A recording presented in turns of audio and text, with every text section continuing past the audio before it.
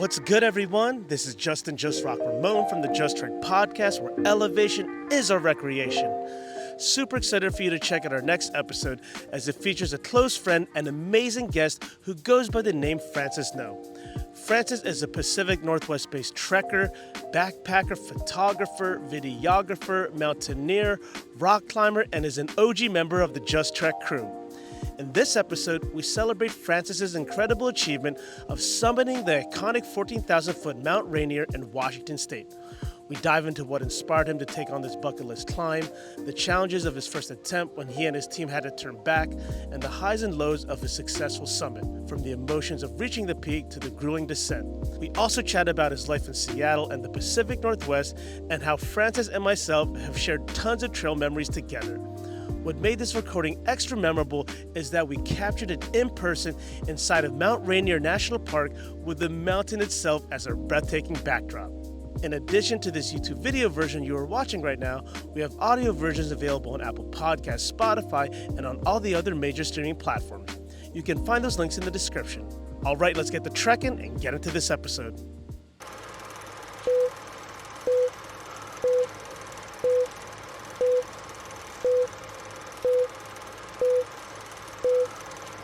All right, y'all, we are back at it with another episode with another multi-talented and amazing guest who is also an OG member of the Just Trek crew. We are out here in Washington State at Mount Rainier National Park for my first time ever, thanks to this guy right here. Woo! Hell yeah. And right here next to me is Francis No, aka Ranger Francois, aka Ranger Deep. In case you want to know the origin story of that, maybe just ask him sometime because it's pretty funny. He is a Pacific Northwest trekker, national park explorer, rock climber, photographer, videographer, and mountaineer. Very excited to say welcome back to the Just Trek podcast, Francis. Yeah, thanks for having me. It's so good to see you. I feel like it's been like maybe over a year now since we've seen each other and since I've lived out here now, but really happy to see you. Happy that you're here. Happy that we're kicking again. Can you please describe this dramatic podcast studio setting that we are at right now? It's pretty epic. I don't know if you've like shot at other places, but we've got Mount Rainier in the background. We've got, Paradise. You can see Mount Adams in the distance and Mount St. Helens. And, we're here during like golden hour too. It's one of the best lighting time for photography. So it's pretty epic. Yeah, hands down in terms of in-person outdoor recordings, I think this takes the cake right now. Yeah, I agree. And just to bring it back to you and our history together, man, we've shared so many trail memories and outdoor adventures together. You were the one that first brought me to Yosemite National Park, Zion National Park, and now Mount Rainier National Park. So I feel like you always pop my national park cherry. And we did Half Dome together. That's right. We've done the iconic Half Dome together. That was one for the books. It always lives up to the hype, I feel like. Yeah. And also, back in Southern California, where I first met you, in Los Angeles specifically, we've done a ton of SoCal peaks together. I just want to bring you down memory lane because we've done quite a few. We did Cucamonga Peak in a snowstorm. We did Strawberry Peak via the Mountaineers route, which got extra spicy. Ontario Peak with the crew. Mount Baldy for your birthday. And also, you've done really awesome work and helping me with the Just Trek crew. You were our photographer for the first ever All Trails community collaboration group hike in the company's history. And also 2 years ago, you were the photographer for the Just Trek podcast 4-year anniversary celebration, where we held a live podcast show. It was in Frogtown, Los Angeles. And I just remember all the photos that you took that day. You did such an incredible job of just documenting, the history of the podcast and how far we've gone. So I just want to say thank you so much. Yeah, no, it was a great event. It was a great opportunity to, support a friend, but also hold an event for Just Trek. The amount of work that you've put into making this podcast, something that started during the pandemic to what it is today, where you're, building a community in LA. It's just amazing what you're doing. And I'm glad to be part of the crew and be a part of that journey. Thank you for being here, brother. Thank you for bringing me out here for my first time. And I don't know if I mentioned it earlier, but Francis was a previous guest on the podcast. I believe he was episode 13. Yes. Episode 13 or 12. And so he was a part of the early episodes, and we've grown so much since then because the podcast is, we just hit our 5-year anniversary back at the end of March. So it's really crazy to see how much the show has grown. And we've gotten to a point now where we start bringing like past the podcast guests on because I feel like I just want to catch up with my friends and see what they're up to nowadays. And all of us in Southern California, Francis, like we miss you so much down there, but it looks like you're really thriving up here in Seattle and you've been planting your roots.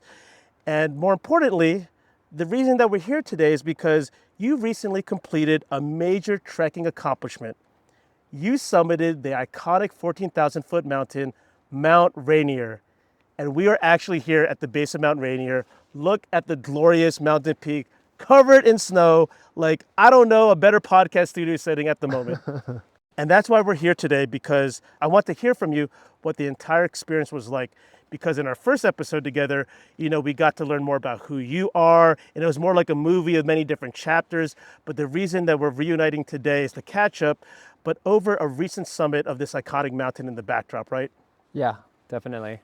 And besides knowing that Mount Rainier is a 14er, which is short for a 14,000 foot mountain, what else is the claim to fame of Mount Rainier, and why is this such a bucket list mountain to do? I think that, it's a bucket list item for a lot of people because it's such a pronounced volcano. It's an active volcano peak that you can see all the way from Seattle, and on a clear day, you can even see it all the way down in Portland, Oregon. Wow. You're flying over Seattle and you just have this massive mountain. Not only that, fun fact, Mount Rainier has 28 glaciers, and it's the most glacier mountain in the contiguous 48 states.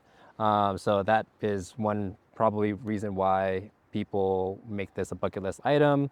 It's just one big epic active volcano. Yeah, it's so surreal to be here because on a clear day from all the way in Seattle, which is about, hour and a half, 2 hours away, right? About, yeah, 2.5 hours. 2.5 hours away. It was definitely a trek to get out here, but it's so worth it, obviously. And to be this close to Mount Rainier and to have a close friend that has summited it, this is just going to be like so insane to get into the actual journey of like what went on the day, what route you took, and just how the entire experience went down. Just out of curiosity, Mount Rainier, what mountain range is it a part of? It's part of the Cascades Mountain. Okay. Would you say this is like North Cascades area, or is this more like middle or south? Like, I'm not as familiar with the terrain out here, so getting more familiar. Yeah, the Cascade Mountains goes all the way up north to the northern part of Washington. That area is, that's considered the North Cascades area, and it runs all the way down to Oregon, where you have Mount Hood and you have the Three Sisters. So Mount Rainier kind of sits right in the middle of the Cascades, I believe. But yeah, it's part of the Cascades Mountain Range. Yeah, and just from interviewing and having so many conversations with all these outdoor adventurers on the podcast, they always mention how Mount Rainier has just the most stunning landscapes and just how the Cascade Range is so dramatic with its different types of terrain. Yeah, it's rugged, it's steep, it's everything that you can ask for the outdoors. And in regards to Mount Rainier, I gotta know, like, obviously you see it from the city, it's iconic, it's a 14,000 foot mountain, but what inspired you to climb this mountain recently? And did you have to do any special kind of training or prep for it? I would say my first inspiration to ever climb a mountain, I've done a lot of hiking, a lot of backpacking for almost a decade now. And I never really saw mountaineering as something that I would get into just because there's so much preparation that is required. There's so much knowledge that you need to know. And so I just never really saw that for me in the past. But when I first moved here, my friends and I wanted to get out of town, out of the city on July 4th. And we decided that we wanted to hike up to Camp Muir. And so we did that about 3 years ago. And on the hike up, we traveled through the snow fields. And then once we got to Camp Muir, I just saw all the mountaineers getting ready to hike that night of. And that at that very moment, that kind of dawned on me where I was like, you know what? This, the mountain's right there, like the summit's not too far away. That was very naive of me to think, but also that Sure. was sort of the inspiration. I was like, wow, like I'm pretty close to that. And so I just thought that was like maybe my next level up from all the outdoor activities that I have done. But that was the moment where I felt inspired to climb Mount Rainier. And I would say that was the beginning of my mountaineering journey. And for those people who may not know what exactly mountaineering entails, can you break that down real quick? I'm not like an expert in mountaineering or anything like that, but if I had to make my own definition of what mountaineering is, basically you're climbing a mountain. Sometimes it's non-technical, sometimes it's technical. Non-technical means that you don't need to, go up with crampons, with a rope team. And the reason for the rope is for situations where you're traveling across crevasses and there's potential times where you could fall into a crevasse. And so if you have one of your team members in a rope that falls, you have to have the skill sets to be able to rescue them. Sometimes they have to have the skill themselves to self-rescue. There's also self-arresting, but essentially, yeah. So non-technical, you can do it with your boots, sometimes with crampons, with an ice axe. You can do it by yourself without rope. But then you get more technical where you do need to travel on a rope and you need to travel with a team. You need to have crevasse rescue training. You need to know how to self-arrest. And then it gets even more technical where you start ice climbing. And That's wild. that's not, I'm not at that level yet, but yeah, that's my definition of mountaineering. Yeah, because I've done some light aspiring mountaineering training in SoCal and Mount Baldy, going up the Baldy Bowl. But this mountain requires a different kind of mountaineering. Like you're mentioning crevasse, rescuing, glacier travel, being roped in. Like these are very highly technical stuff in order to stay safe. And I recently just saw in the news that it kind of took me aback. I read that 900 earthquakes have rumbled under Mount Rainier just recently. Like, what is that Yeah. all about? Yeah, I mean, I also looked up in the news about that as well too. I think in the last 3 weeks since the beginning of July, we're at the end of July right now, and since July 8th, there has been over 300 earthquakes underneath Mount Rainier.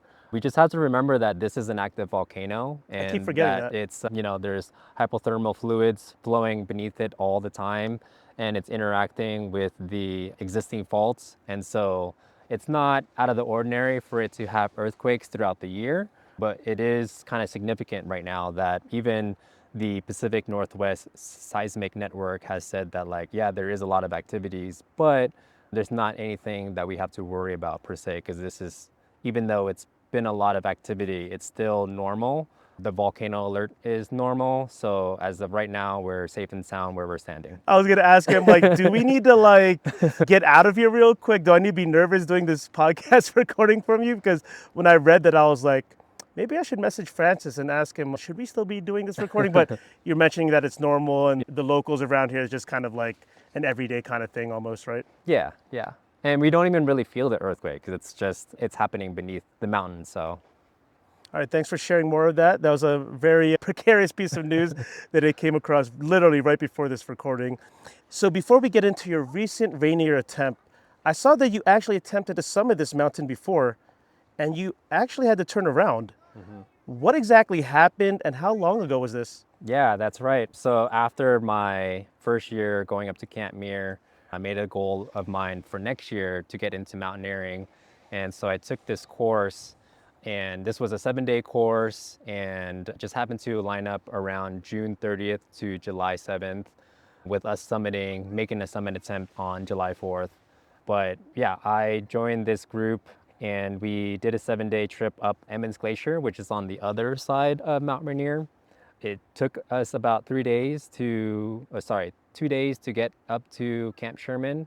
But then we also spent a day up there, going over crevasse rescue training. We went over self-arrest as well. And on the day of summit, we made the attempt up, we made the summit push up Emmons Glacier. We had 2 rope team. We had, I believe, 4 on the first rope team. They were traveling ahead of us, and then we had 5 on the second rope team. How big was this whole team? It was a team of 9 or 10 people. Okay. 4 of them were instructors. One of them was a photographer, and I think there was like 5 students or 5 hikers or climbers. So yeah, we had two rope teams, and the rope team made it up there successfully. But there was one person on our rope team that started to get altitude sickness 1 hour into our summit push. So we were probably around 11,000 feet in elevation, and this person started to develop altitude sickness. So we agreed as a team that we should all go back down. The reason why is because we had one guide who was well trained. We had another guide who was in the back who was a training guide, and that person wasn't allowed to take the student down alone without, a more experienced guide. I see. And so we all had to go down together. Being that we were at 11,000 feet and being so close to summit, it was very heartbreaking for myself and my team, for me and my team. There was one other person on that team where, when we got back to Camp Sherman, high camp, we sort of just like, felt really down on ourselves, but we also tried to like keep our Morale. morale up by, talking to each other, checking in with each other. We even asked the instructor to, maybe use this time to help us with crevasse rescue or like just do any other training. But I talked to this one other teammate, and we agreed together that we were going to make another attempt next year. And so, yeah, that was my second attempt at Mount Rainier. Oh, that was your second attempt because. Sorry. Oh no. That was my backtrack. first attempt. Sorry. Yeah, sorry. That was my first attempt of going up Mount Rainier. Yeah, because the first time you went was just to Camp Muir, Just the Camp Muir, just to correct. scout it out, but Right. there was no objective or goal of reaching the summit. Right. The term crevasse, what exactly is a crevasse? Because I know a lot of people tuning in might not be as familiar with that word. Yeah, so I'm gonna do my best to describe, but basically glacier, you have to kind of think of it as a river, and there's just, ice traveling as if it's a river, and, it's traveling across these rocks that are underneath the mountain. And so you have these hardened ice that it's snow, but like build up snow for years and years of just snow being built up that hasn't melted away. So that becomes hardened ice and eventually becomes glacier. But regardless, glacier is always continuously moving down the mountain because, gravity is pulling it down. And as it's going down and it's hitting these rocks, it's cracking. And so you Okay. have these, glacier snowfields that like eventually crack. And so that's what a crevasse is. It's like a big chasm in the ground, right? Yes. Yeah, it's basically just like, like you said, a chasm across the ground. And that happens throughout the top part of the mountain, top of the glacier. And, we're small people and we can navigate around the crevasses, but sometimes we're having to build a bridge over it. Sometimes there's no bridges depending on the time of year that you're traveling. Because when they're cracking, they're not necessarily cracking right away. There might be some like snow that's attached. That becomes a snow bridge. The conditions always change. Whenever I'm preparing for a climb like this, like the report that you read a month ago could be completely different from what you're going to get because the conditions change constantly. It changes throughout the week, it changes throughout the day. You have weather conditions, as you know, can change within the hour. Correct. So a lot can change in just that time. And just to go back to your story of how you had a teammate, they got AMS, acute mountain sickness, and you had to go back down to base camp. I know it must have felt so demoralizing and really tough on your crewmate and how they felt. They might have felt like they held everybody back, but this is what you sign up for when you do a hike or a mountain as a mountaineering experience. This is literal life and death, and you have to move as a unit. It's not just safe to have someone go down solo by themselves. There's certain safety protocols because when you do mountaineering, this is a whole nother realm. This is not even hiking anymore. This is like there's technical moves you got to do, technical equipment you need to bring. So although you guys, felt demoralized or felt bummed out, like the famous phrase in the outdoors is the summit will always be there. And if you want it bad enough, you'll prepare again, you'll acclimate better, and you'll come back and return. Yeah, exactly. Yeah, it like going back to that moment. As we got back to high camp, we can see rope team one, working their way up. So like that was in some ways, mixed feelings because we're proud of our team being able to make it up there. Like they were going at a really great pace.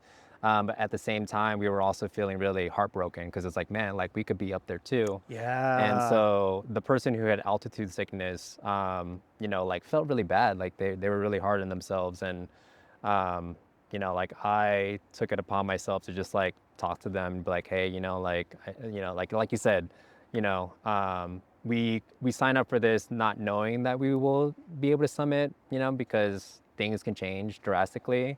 A lot of things have to kind of go and everything has to kind of like a lot of things have to be right for you to make Yeah. that summit push. Align together. And so this was like part of the journey, it was disappointing, but it was also like a learning experience. And we also want to be a unit. We also want to make sure that we still create a good experience out of this. So yeah, even though the person felt really bad, we we made sure that we talk about the experience that we did have and like how much we learned and like how much we've grown in that experience. Yeah, good for you for supporting that person because the truth of the matter is, even if you train at high elevations for like a 14,000-foot mountain such as Mount Rainier, when you actually do the trek on that day, anything can happen. You could still have trained as much and did everything. You could have had diamox, but sometimes your body just isn't operating as it should still, even though you felt ready.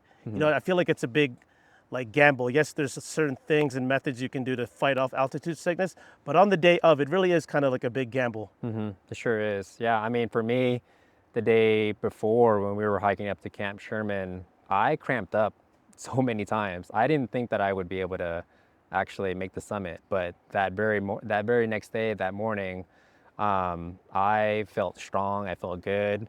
The person who had altitude sickness, their approach up to Camp Sherman, they did great. They were ahead of me the whole time. Wow. I thought that they were really strong, but it was just like that day, just suddenly they woke up and, altitude sickness wasn't on their side. It's like you two And had opposite days. yeah, Like you're strong on one day, and then they felt like crap the other day, and then the next day you felt better. yeah. It's crazy how that works out. So it looks like there's multiple routes and ways to tackle Mount Rainier. What route did you decide to do, and why?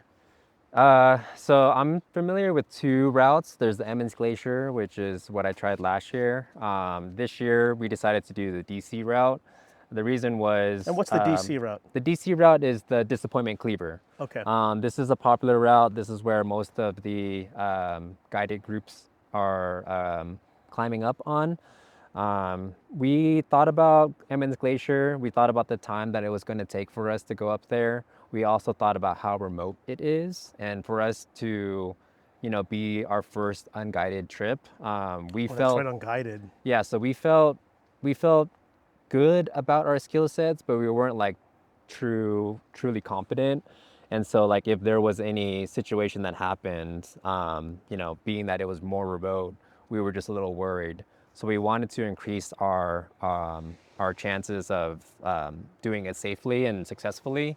So we decided that we wanted to do the DC route because, like I said, there's a lot of guided groups that go up that way. They also maintain the route up there, so we thought it was a more safe way to approach it.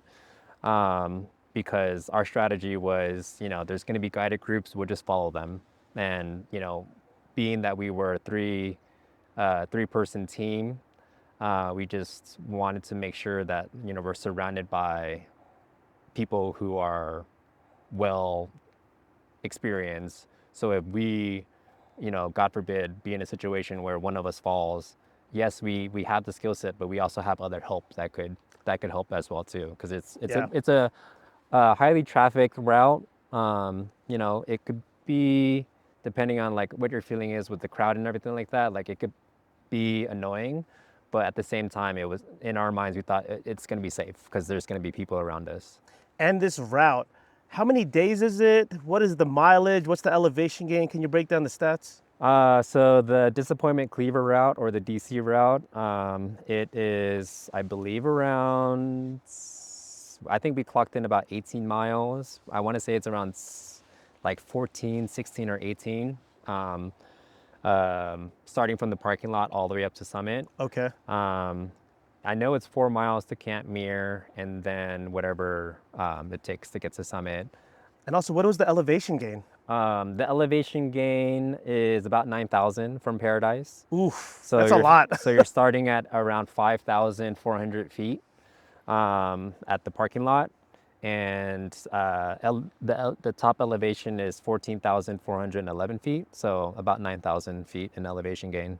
Okay, so just 100 feet lower than Mount Whitney in California. Yeah, which is something I still need to do, Yeah, we'll make that happen for you. Hopefully, I get to join you on that. hopefully. And also, you mentioned that this was a three-person team. Who went with you this time around? It was my friend who was on the last attempt Oh, that at got Mount the Rainier. acute mountain sickness. No. Oh, somebody It different. was Okay. another person on the team. Her name is Sharon. And the other person is a coworker of theirs. And it was Kate. They both worked together, but they met each other through the Washington Alpine Club, which they Okay. volunteered for. But that was our rope team. Nice. The tres trek amigos, or tres trek amigos and amigas. Amigas, yeah. All right, Francis, take me through the Mount Rainier journey. What were some of the most awe-inspiring or most notable sections of the trail for you personally? Um, I'd have to say some of the snow features out there. You have the sun cups, which is just like a lot of dips, big dips. But there's these, I forget the name, it's like penitentes. They're Okay. basically like these like knife-shaped peaks, small peaks that are about 3, 4 feet up, and they're just kind of like coming off the ground. Oh, wow. And I just remember, we were traveling from Camp Muir up Cowlitz Gap to Cathedral Gap, and then we got up we got up the Disappointment Cleaver, and this was like us traveling at night, so that we couldn't really see much. But then once we got up to the top of Disappointment Cleaver, the sun, it was around 4 o'clock in the morning, and you can see the sunrise slowly rising in the distance. You can see the sky colors changing, and we were traveling on glacier at that point. We were roped up, and we hit this one section where we just had these like spikes coming out of the ground, and at this point, the sun, I want to say, the sun was starting to shine on the mountain, and we had this like pink tone, the alpine glow. Yes. Our favorite, the Alpine Glow. Yeah, so I think that was like one of my favorite moments, a magical moment, because not only was I walking on this like glacier with these like snow spikes sticking up, with this like pink tone color from the sunrise, I just felt like I was on a different planet. Like literally, it just feels like you're not on Earth anymore. But on top of that, like as a photographer, for me, like I spend a lot of time shooting sunrise photos, and I'm always going for the alpine glow, and I'm always seeing it from a distance. But to be able to like be in the alpine glow, like that was such a magical moment for me. I was like, wow, like I Wow. can't believe I'm like, you know, in the alpine glow. You're living the photos that you take. Yeah. So that's pretty cool to experience. Oh, man, you're getting me so inspired to just want to tackle this mountain right now, Yeah. man. Let's go. Thank you for sharing a bunch of the most notable sections, awe-inspiring sections. And as you know, this is a very long journey of a trek to do Mount Rainier. You mentioned it takes 2 days. It's around 18 miles total, 9,000 feet elevation gain. So I got to know, what were some of the highs and the lows from the entire journey? Oh man, I mean, so that was like a high for me. Another high was summiting, but there was definitely some moments that were lows. I would say the Disappointment Cleaver, traveling up in the middle of the night, you're kind of stuck in a tunnel vision, like you have your headlamp, you're just kind of focused, climbing up, you're scrambling up a little bit. For me, it felt like we went through that really fast. Because before you know it, like we were on glacier, we were, making our vertical climb up the summit.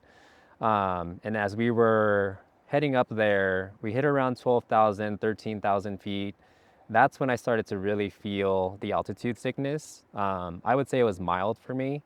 I did feel my head banging. I did feel like my heart rate was going up. I did feel a little bit of fatigue, muscle fatigue. So we were traveling really slow. Communication was strong with the team.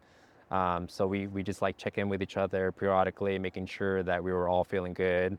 Because we're traveling, together, but we're like 15 meters apart from each other. So we can't really talk to each other. Yeah, So like right next we to each actually had other. a radio where we checked in with each other.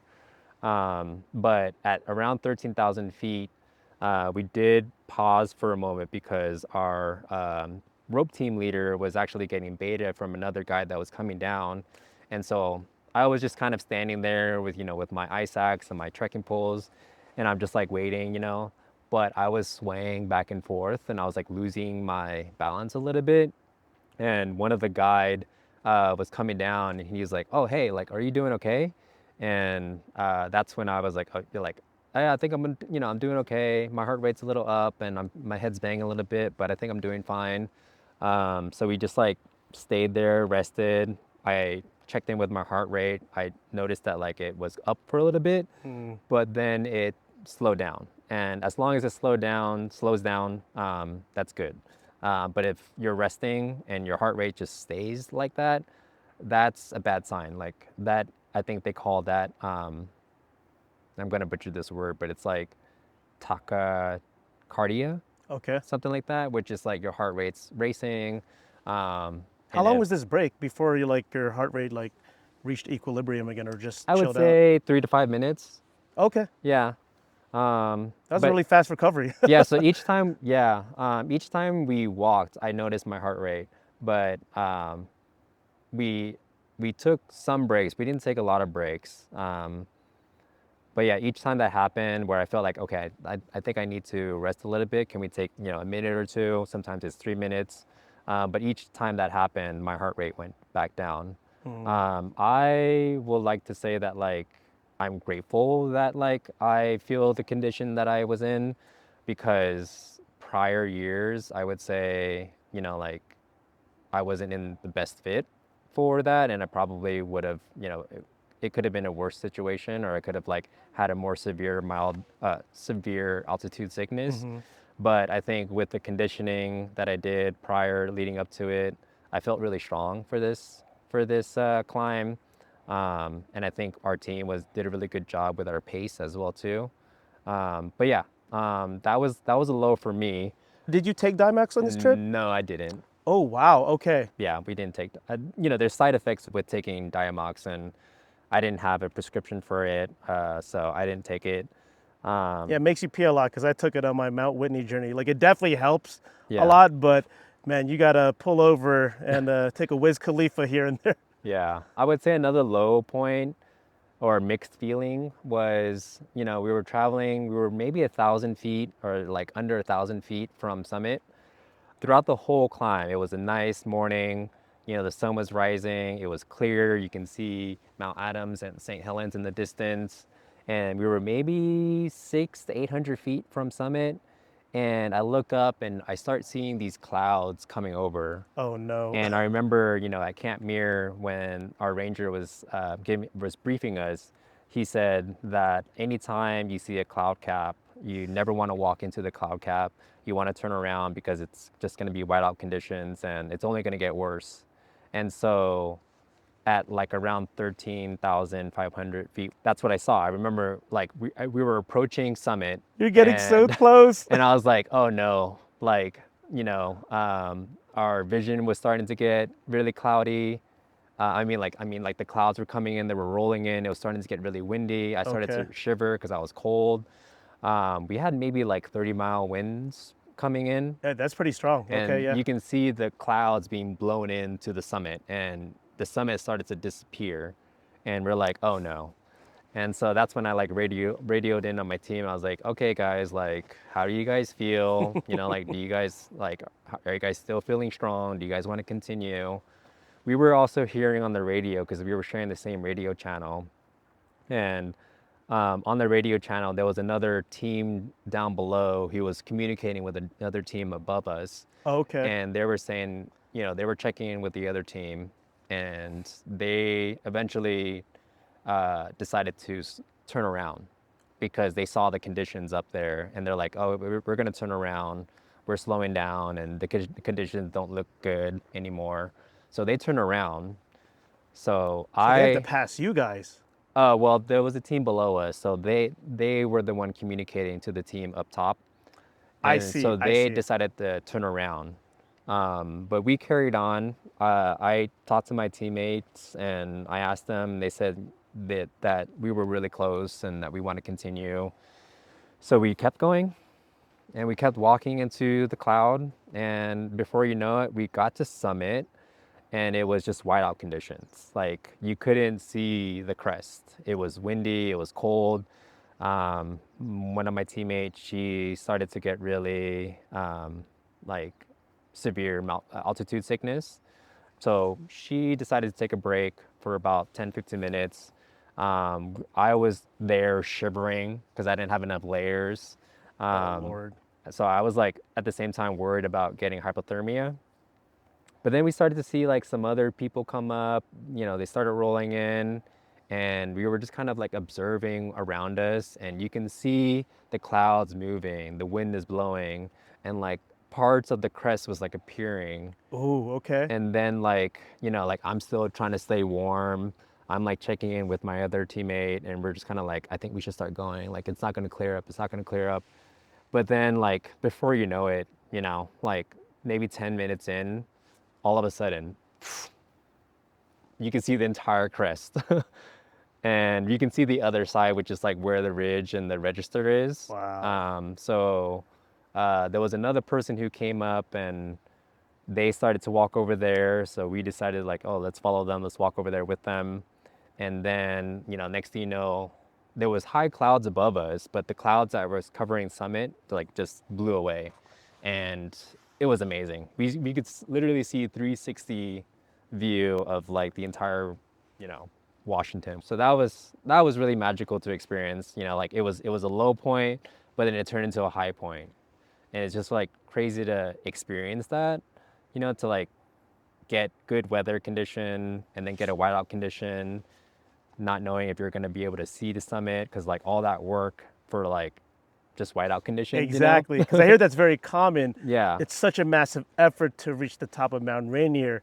And there's another guest I had on the show. She said, yeah, when I got to the top, zero visibility. That was my Yeah. view. So I Yeah. was curious to see if that's what happened with you. But clearly, that is what happened. But it got super dramatic and it opened up. Mount Rainier blessed you with open, clear views in different directions. And I got to ask you, Francis, like besides you shivering at the top and it being initially whiteout conditions, what were those feelings and emotions like when you finally reached the summit? Oh man. So many emotions. I feel like all that effort of, like from the time that I went to Camp Muir to like getting into mountaineering, to the next year doing the course and not being able to summit, being so close, and then being able to like now do it with all the training that I did prior to making this second attempt and summiting, like it, like all the training and conditioning that I did, like it just kind of like paid off. I feel like, like before I did Mount Rainier, I did Mount St. Helens and I also did Mount Adams. And like that all like had a purpose and a mission. So like all those emotions came up and like that feeling of like, wow, like, I didn't get to summit last year, but here I am. In some ways, I was like, it was surreal. There was a sense of gratitude. There was a sense of like, wow, this is like my journey. Like like in some ways, I'm glad that I didn't summit last year because I now have this experience. Like doing it again, doing it on the DC route, doing with a rope team, doing it unguided. I think that was, I don't know, just something that I feel grateful for, feel proud of, um, and just like crazy experience to now be a part of my life. And how long ago was this? Because it was very recent. It was about 2.5 weeks ago. You're still on that mountain high, huh? Yeah, I'm still feeling that mountain high. And even just looking at it, like I still just can't, I feel like even for someone who's looking at Mount Rainier for the first time, it like blows your mind.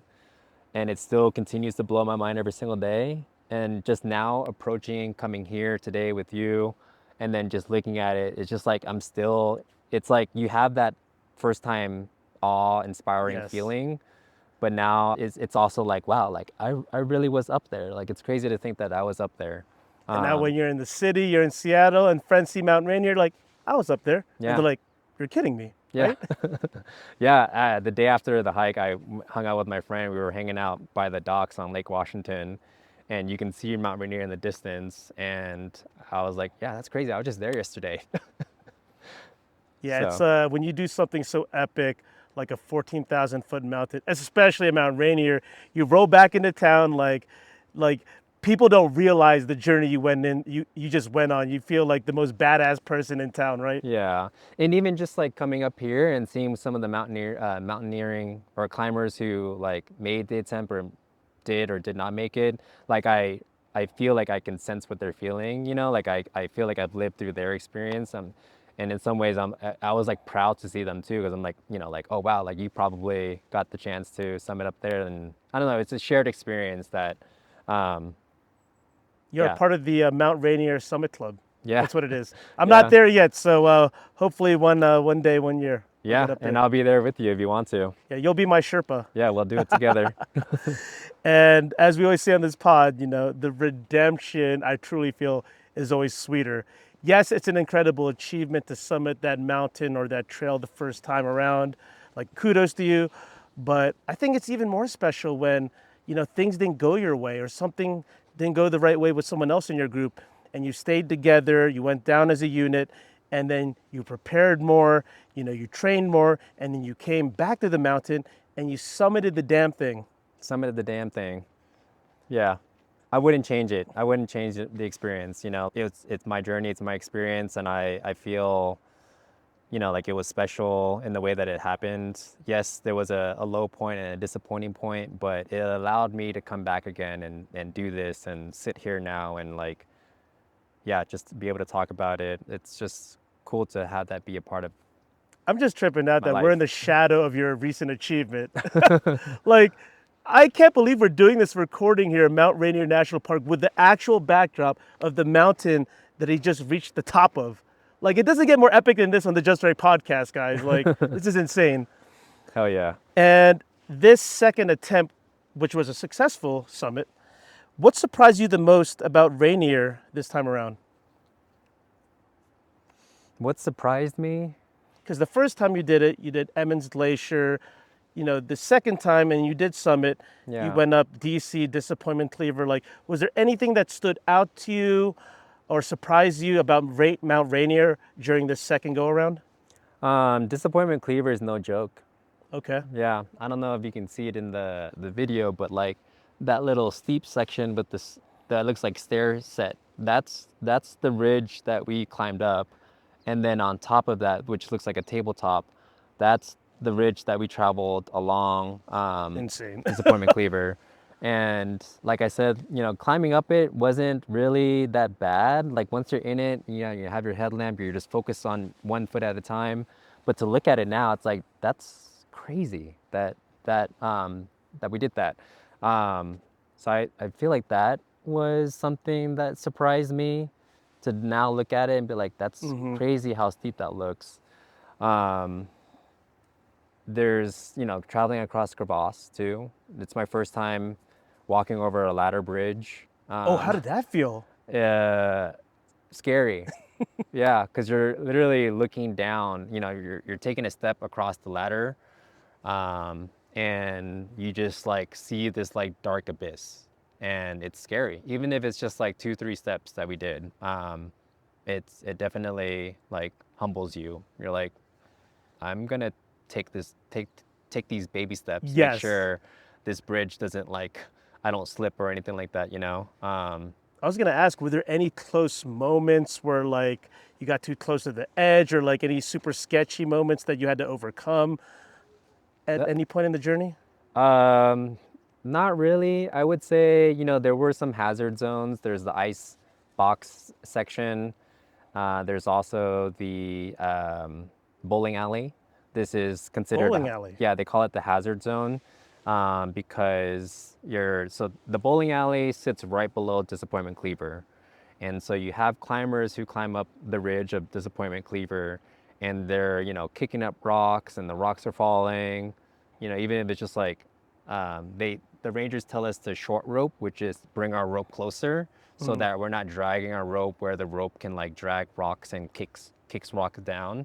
But small rocks can lead to big rocks. Big rocks can lead to someone getting hurt. So they call it the bowling alley because it just continues to roll down. It happens at random times. Same thing for the icebox section. So that part was scary. So I was surprised at how quickly we were able to travel through it. Um, but I was also just surprised and proud of like how well our team managed our pace to do it in a safe way. Like we didn't really try to take a risk at any point. We did take a wrong turn where we were heading towards Emmons Glacier, the backside. Oh no. And there was a section where my friend, the rope team leader, she said, "Oh, there's like a 4-foot crevasse." And we could jump over it, but we could Hell also no. just turn around and go the more steep route.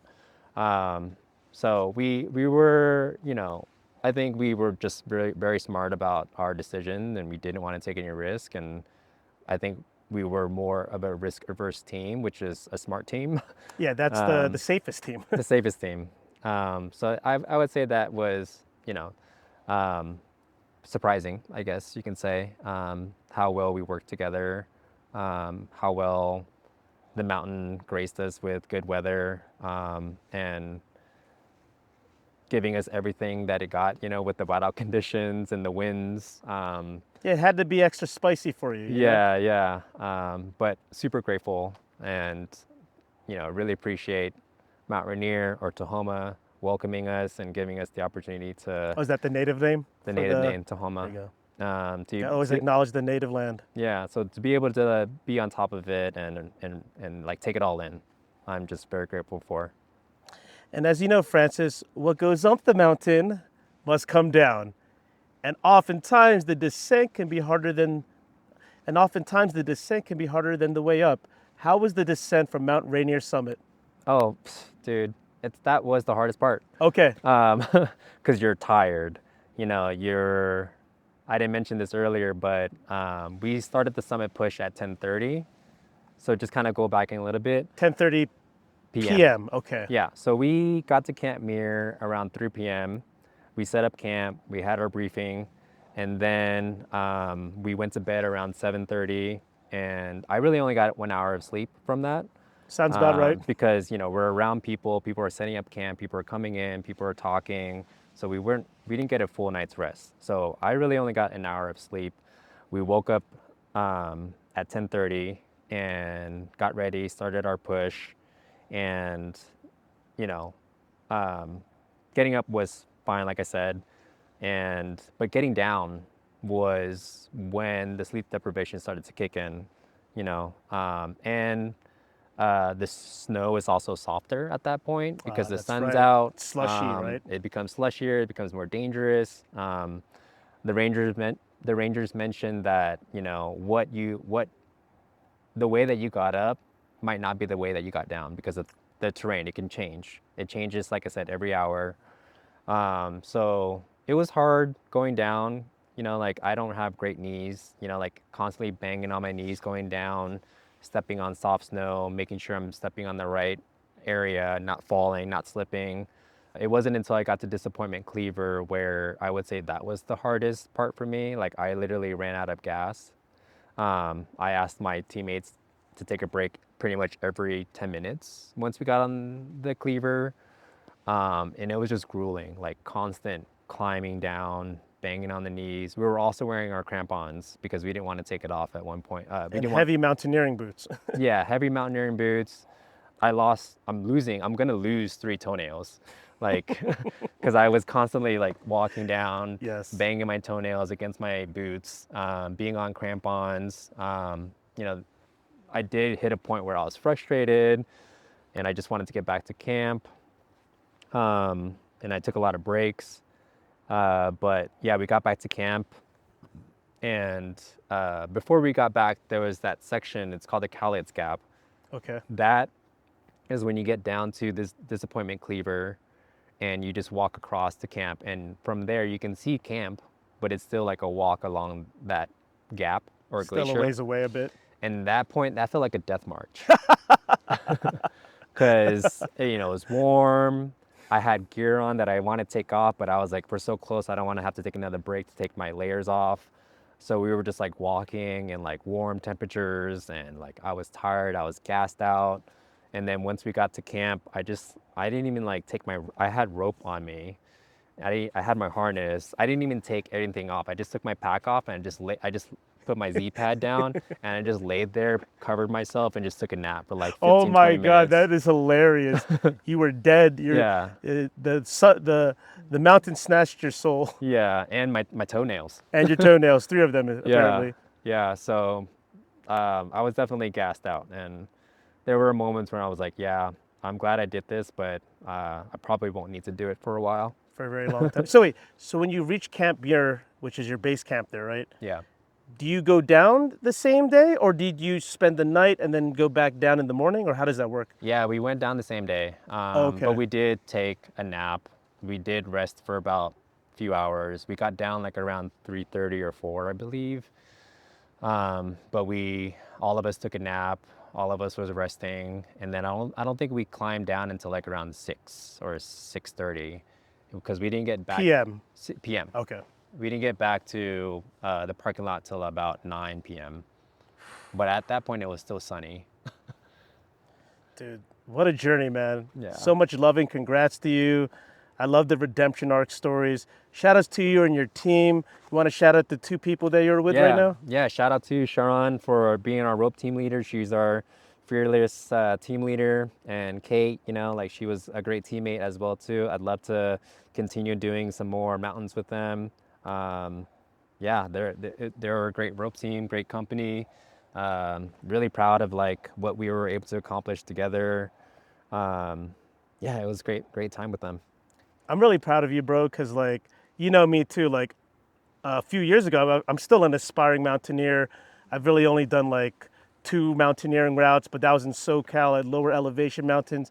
When I saw that you moved to Seattle and you started taking mountaineering courses, and you mentioned you did Mount Adams and Mount Helens, I was like, oh, dude, he's really living his mountaineering life up there, and he's really training. And then when I started seeing the content of Mount Rainier, I was like, oh my God, he is trying to summit that mountain. Yeah. You know, this is so iconic. It's such a dream. Like, it's only a small percentage of the world that really gets to do these kinds of epic outdoor summits and just outdoor experiences. Like, I'm so happy for you, man. I hope that I get to do a mountain like this, something more technical. You know, yes, I've done Mount Whitney, but that's as a 22-mile day hike, non-technical climb. Like, I definitely want to mix in the mountaineering skills. And you're talking about crevasse passes and some ice sections and glacier travel and being roped in. Like, I know that sounds like intense to a lot of people, but that gets me excited because you're pushing yourself outside of your comfort zone. Yeah, that's how I live my life, I guess. Really like to push myself. I feel like I grow a lot in those areas, you know, when you are uncomfortable. Yeah, I just feel like there's so much growth and so much you learn about yourself, and I am grateful for those, you know, opportunities.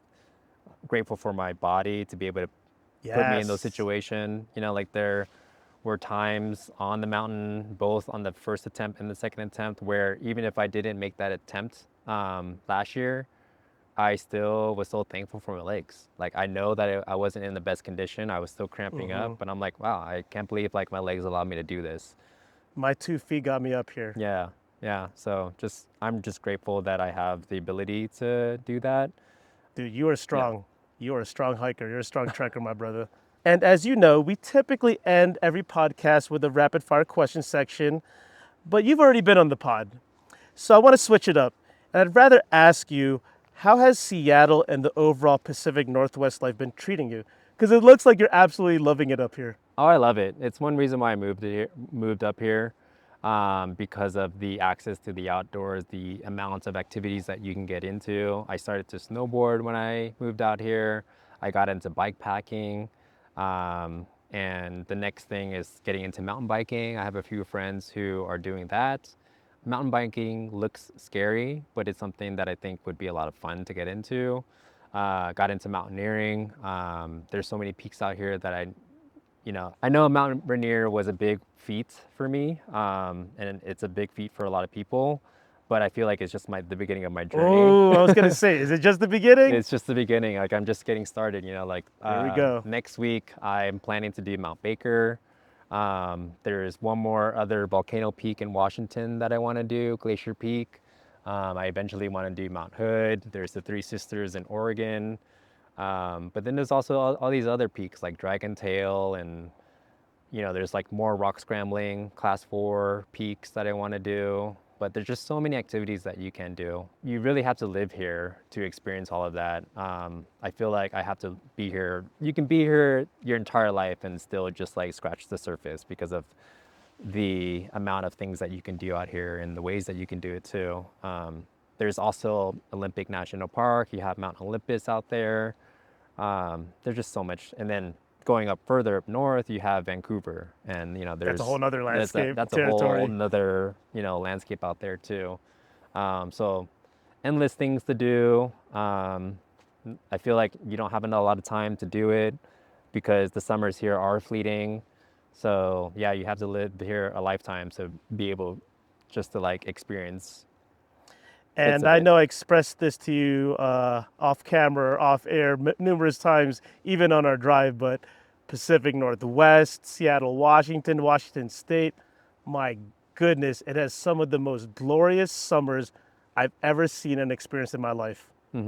Yeah, I agree. It's why I decided to stay. I've always felt a connection to the Pacific Northwest.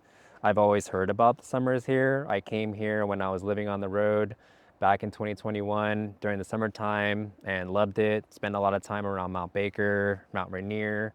I came back in summer 2022 and just decided to stay. I'm like, I wanted to find some stability in my life after living on the road for 2 years. And I thought that the next chapter of my life would be in the Pacific Northwest.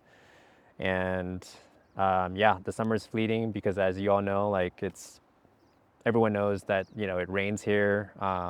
It's it's really hard to get out there during those months, but you have 3 months to do these things, and um, yeah, they just fly by so fast. You just have to go all out in those 3 months. I feel like Yeah, everyone is out there recreating like crazy. yeah, like that's why it feels like I'm doing so much because I'm doing it because you're trying to do as Yes. much as you can. Sometimes you're trying to squeeze in, 2 trips in 1 week. Like for me, I did St. Helens at the beginning of June, and then 2 weeks later did Mount Adams, and then 2 weeks later did Rainier, There you go. and then I was supposed to do Glacier Peak last week, but didn't wasn't able to get the schedule out right. But yeah, planning to do Mount Baker, and then heading into August and September, I want to do some backpacking and some bike packing trips. So there's just so endless things to do. Endless things, especially in the Pacific Northwest. Yeah. I know we all miss you in SoCal, but I understand why you moved up here. I think you're doing it right, man. You got to taste the SoCal landscapes, the NorCal landscapes, the California landscapes. You were on the road for 2 years, and then you found yourself in the Pacific Northwest. Like I almost moved up here a long time ago, actually, maybe like 7, 8 years ago, before I became outdoorsy and this whole hiking outdoor transformation began. But now I have more of an excuse to come back up here because I got a close friend in you. Super proud of you, man. And congratulations again Dude, on thank your you. Mount Rainier summit. So proud of you. So proud that you're a member of the Just Trek crew. And now we're at the end of the episode. But as you know, we always turn the spotlight back to the guests. Do you have any final words you want to share with your friends and fam or the outdoor community? The floor is yours. Um, well, I also want to say that I miss everybody in LA. I miss you. I miss, the Just Trek crew. I miss the friends down in LA. I see all you guys doing great things down there. I see you guys accomplishing life goals, great relationships and building a life for yourself down there, and connecting with a lot of different people too. Everyone getting married, Yeah, getting everyone getting wifed up, married, having getting wiped kids. up. I'm over here just, living. Chasing the dream, man. Chasing the outdoor dream. Yeah, just shout out to the friends in SoCal. I want to give a shout out to my community here as well too. I feel like, it was hard to come here and only know a few people, but I've been able to build a really strong community. So like shout out to my friends. We don't do everything together all the time, but I feel like I have a community to do this and to do that, and that's kind of what it's all about. Love to see it, man. You're planting your roots. You're thriving out here. And now we're at the end of another Just Trek podcast episode. Francis No, member of the Just Trek crew. Just Trek podcast. Elevation is our recreation, and we are out. Peace, y'all. Peace. I don't think I'm ever gonna leave this seat because of this view. I only want to leave because of the mosquitoes. Yeah, we're getting eaten alive. So we all hope you love this seriously. episode because I had to scratch a million mosquito bites. Yeah, seriously. I got Peace. a big bite here.